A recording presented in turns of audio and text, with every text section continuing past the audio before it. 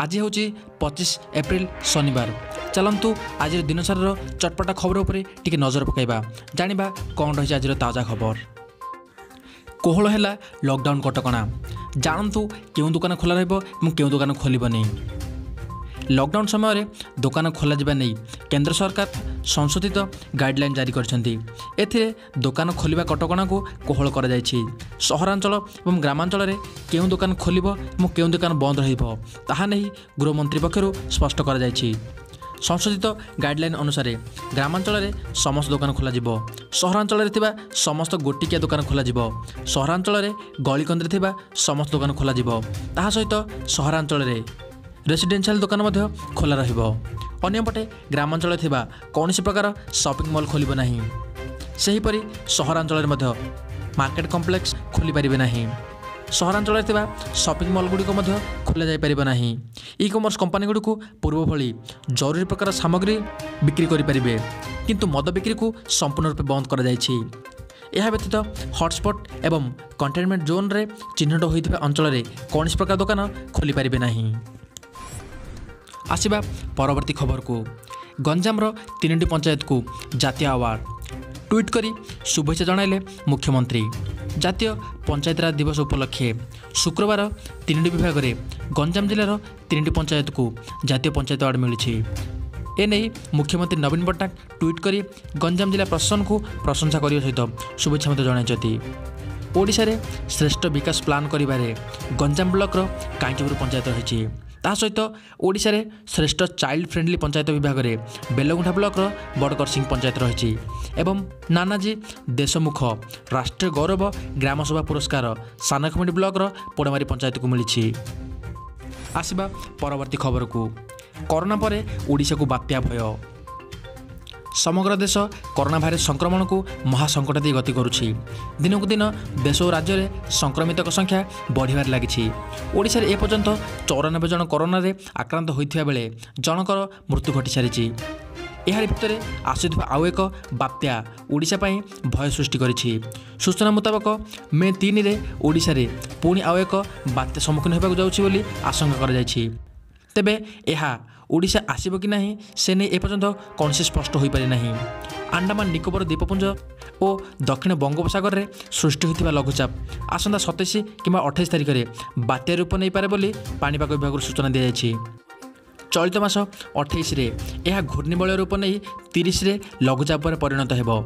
धीरे धीरे यह घनीभूत हो बात्या रूप नहीं पारे बोली पाणीपाग विभाग सूचना मिली। आसिबा परवर्ती खबर को। 2टी नुआ ब्लॉक 5टी पंचायत को कंटेनमेंट जोन भाव में घोषणा करा जायछि। भद्रक जिले में शुक्रवार गोटे दिन में 5 कोरोना रोगी चिन्हित हो सारा पर से बासुदेवपुर गोटे, तिहिड़ी 2 और धामनगर 2 जन चिन्हित होता जमापड़ी। जिले में एपर्यंत मोट रोगी संख्या 16 को छुई। भद्रक जिला प्रशासन पक्षर चिन्हित होता 2टी नुआ ब्लॉक तिहाड़ी और धामनगर को कंटेनमेंट जोन भाव में घोषणा करा जायछि। आसिबा परवर्ती खबर को। प्रधानमंत्री सहित कथा हेले मुख्यमंत्री। महाप्रभु श्री जगन्नाथंकर रथयात्रा को नहीं आशंका देखा जायछि।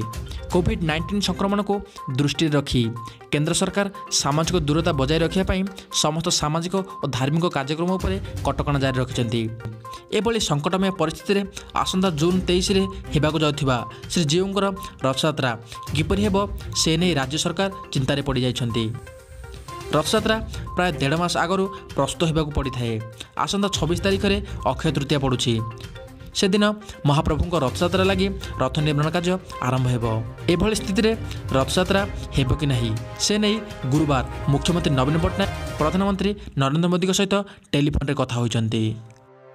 आसिबा परवर्ती खबर को। विधि रक्षा हो कहते शंकराचार्य। श्रीमंदिर भितर हेब महाप्रभु बाहर चंदन यात्रा। रथखला नुहे मेघनाथ पाचेरी परिसर में हेब अक्षय तृतीया नीति। महाप्रभु रथ निर्माण आनुकूल्य करा किंतु मे 3 तारिख पर कोरोना मुकाबला नहीं सरकार नुआ गाइडलाइन पर रथयात्रा संक्रांत चूड़ांत निष्पत्ति हेब बोली कहते गजपति महाराज दिव्य सिंह देव। कोरोना कटकणा भितर किपरि महाप्रभु चंदन यात्रा और अक्षय तृतीया नीति करा से नहीं जगतगुरु शंकराचार्य परामर्श लोड़ी श्री मंदिर परिचालन कमिटी। शुक्रवार राति गोवर्धन मठरे अनुष्ठित बैठक में महाप्रभु विधि रक्षा हो बोली शंकराचार्य परामर्श देते। आसिबा परवर्ती खबर को असली पोशाक नकली आईपीएस ऑफिसर।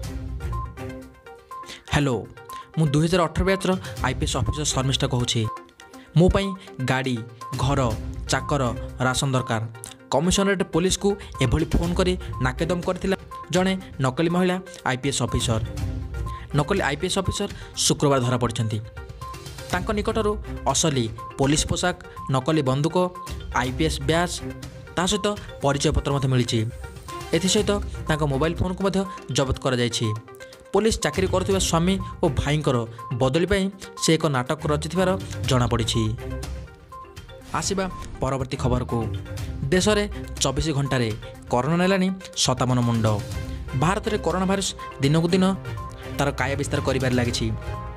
स्वास्थ्य मंत्रालय द्वारा प्रकाशित तथ्य अनुसार देश में कोविड-19 मृत्यु संख्या 775 पहुंचता बेले संक्रमित रोगी संख्या 24,500 को वृद्धि पाई। गत 24 घंटा मध्य 1429 नुआ कोरोना आक्रांत चिन्ह सहित 57 जनकर मृत्यु घटी बोली स्वास्थ्य मंत्रालय पक्षर सूचना मिली। आसिबा परवर्ती खबर को चाइना को घेरिया उद्यम आरंभ। विभिन्न देश को एकजुट लक्ष्य रे अमेरिका। कोरोना महामारी संक्रमण जो पृथ्वी में संकट देखा जाउछि। चाइना दायी बोली कहुई। चाइना एभली जाणीशुणी कर अभियोग। अन्य देश में कोरोना तांडव जारी रही बेले चाइना निजर अर्थनीति को किभली सुदृढ़ करुछि से नहीं नाना प्रकार योजना करुछि। एपरि स्थले अमेरिका विभिन्न देश को एकजुट करने उद्यम आरंभ करिछि। आसिबा परवर्ती खबर को लिंगराज रे चंदन यात्रा बंद। कोरोना संक्रमण को रोकने को लॉकडाउन चली ठाकुरंकर कौनसी बाहर नीति अनुष्ठित हो पारना। एथिलागि महाप्रभु श्री लिंगराजंकर 22 दिनिया चंदन यात्रा बंद रहिबो। एने मंदिर प्रशासन पक्षर शुक्रवार विज्ञप्ति प्रकाश पाई। एही अवसर में श्रीजीउंकर 22 दिन धरी हेबाकु जाउथिबा चंदन नीति बंद रहिबो बोली शुक्रवार मंदिर कार्यालय परिसर में अनुष्ठित बैठक में स्थिर करा जायछि।